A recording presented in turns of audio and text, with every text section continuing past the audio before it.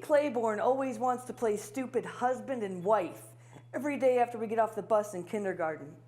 I'm a construction worker, and all she gets to do is wait for me and cooks and cleans until I get home. The game is so boring. I'd much rather be playing Legos or Star Wars with my brother. But there are two things that make the game totally worth it. Number one, the part where I leave for work and she kisses me goodbye. And number two, the part where I return home and she kisses me hello. I love it. But the game always ends too soon and she has to go back to her house. One day, we're in a room sitting on her pink canopy bed. I'm hoping that maybe I'll be lucky enough to get another kiss. Then she asks me, "You want me to show you what my parents do?" I say, "Okay." And then she gets on top of me. I lay back and she moves up and down, pushing into me. I do everything I can to remain totally still. I'm not sure how I should feel or what I should show, so I just regard the whole experience as though she's simply showing me her grandfather's stamp collection.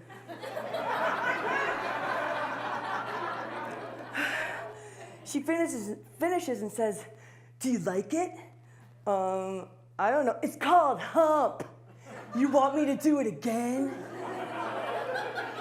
On the outside, I play cool. You know, whatever, if you want, I don't know. But on the inside, I'm screaming, "Are you fucking kidding me? Hell yes, I want you to do hump again. I want us to do hump for the rest of our lives." After kindergarten, Nisi moves away. The hump is over. And since she left, I haven't found any place where someone like me belongs. I just kind of fit into whatever slot I need to get by. There is one mild kissing session with another girl, Alice, but it's really just a first grade fling. She's more interested in my brother anyway. But as I get older, I see this is not just a phase for me. It feels real. But I don't know anyone else like me. When my mom takes me to lunch at McDonald's sometimes, I see this lady who always wears this blue jumpsuit like a mechanic, and she even lets the hair grow above her upper lip. I like the jumpsuit, but I don't want to look like that. I think she should at least shave. Then there's the episode of Donahue I watch one day when I stay home sick from school. The show has lesbians on. No one really likes or seems to understand them. People in the audience say things like, "Why do you have to advertise it? It's not natural. You're a teacher. You shouldn't even be around children." I like girls too, but I don't want to be looked at like that or talked to that way. So I don't know. I know that I don't want to be one of those either.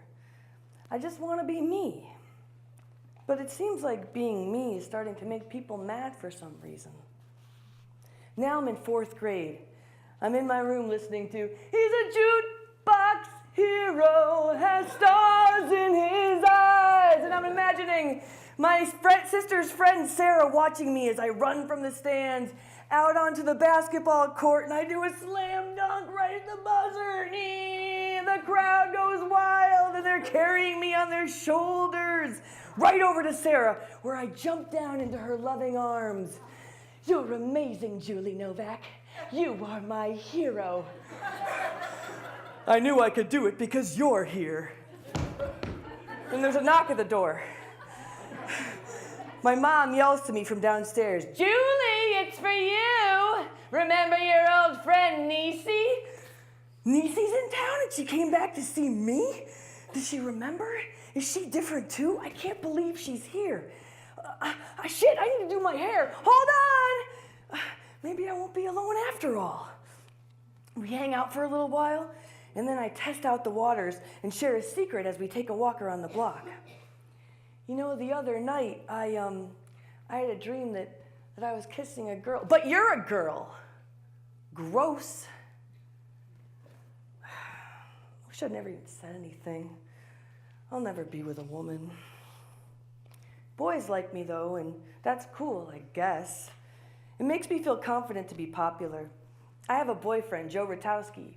He's my first kiss. It's fun, but it ain't no hump with Nisi.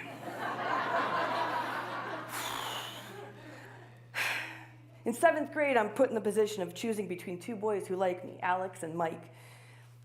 But I think I need a break. I'm tired of pretending that I am interested in boys and being popular. Tired of pretending that I like wearing zinc pink lipstick and jelly shoes. So I stop. I stop wearing makeup and reject both of them. That's when the backlash begins. Mike and Alex go around and tell everyone what a stupid bitch I am. Dan Zagaro walks by and sticks his finger right in my face and says, "Now that is ugly." The rest of the year is not easy, but I do find some comfort in music. There's this band called The Smiths that I hear on the college radio station. When I hear Morrissey ask, "Will the world end in the nighttime? I really don't know." I finally feel as if someone knows exactly what I'm feeling. I've never heard anyone be so open about being miserable. It's great. And at the start of 8th grade, I find friends who like the same music. Jamie Newman makes a copy of Depeche Mode's Black Celebration for Chrissy Joyce. I asked Jamie if he can make a copy for me, and he charges me $1. I don't think he charges Chrissy anything because he has a crush on her. I have a crush on her too. She has the most amazing face I've ever seen. One day at lunch, I spot her sitting alone. She has this look about her, something about her eyes and the way she holds herself that I just want to be close to. In this moment, I make it my one concentrated goal to be her friend, to be her best friend, maybe even save her. There's something that feels so urgent and important about it. This girl needs me. On Saturday, we play basketball together. After one of the games, she and her friend Melanie Renford go into the locker room and really transform. They put on completely cutting-edge outfits. Chrissy wears all yellow, yellow pants and an oversized yellow shirt with a telephone cord wrapped around her waist to produce a cinching effect. I think, who are these girls? Amidst a crowd of flannel-clad dads and scruffy kids, they make their entrance back into the gym holding hands. They're brave. They are different.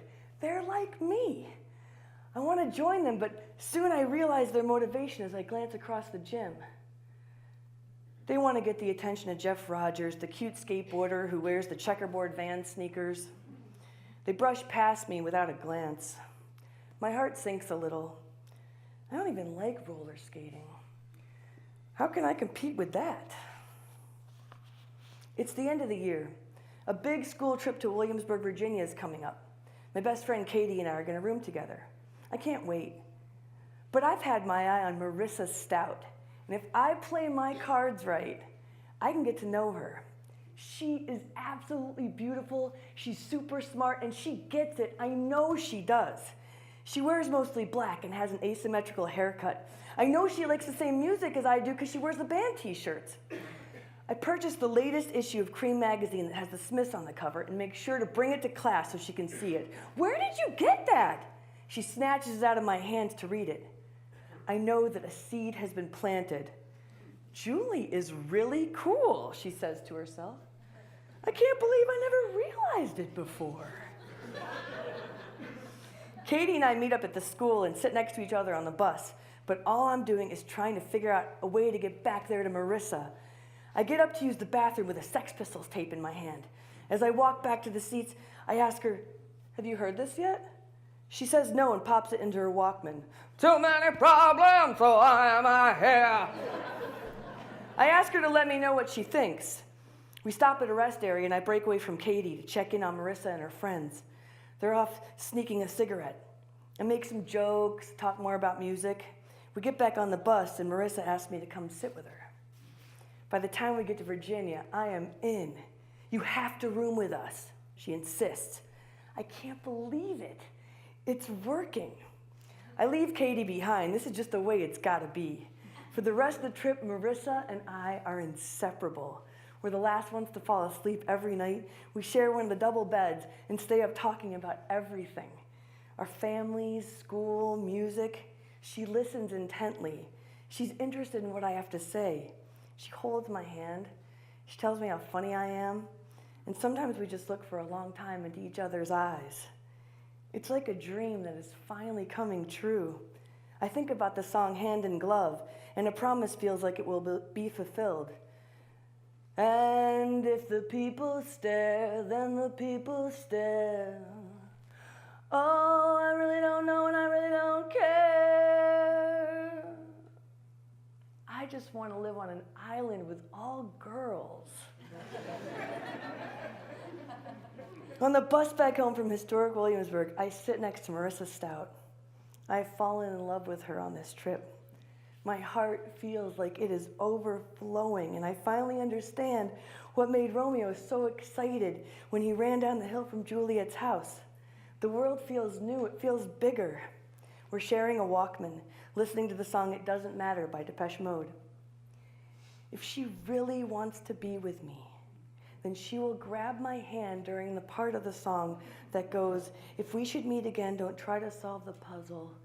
Just lay down next to me, and please don't move a muscle. Instead of grabbing my hand, she takes the don't move a muscle line very literally and starts laughing. I look at her with disappointment that I'm not able to hide, and she gives me a dirty look and says, "Why are you looking at me like that?" My heart freezes. She shrugs. I don't say a word. A statement floats out of her mouth. You know, I'm really looking forward to getting home and seeing David. We started going together about a week ago. He would think that you're so funny. Everything that happened this weekend means nothing to her. I know she does not love me. I smile and then turn and look out the window. My heart is sunk now. I can't take it. I see no hope in sight for who I am or who I will be able to become. We're getting closer to home. I'll never be with a woman. I decide then and there that I'll kill myself by the end of the summer. My love, wherever you are, whatever you are, don't lose faith. I know it's going to happen someday to you. Please wait. Don't lose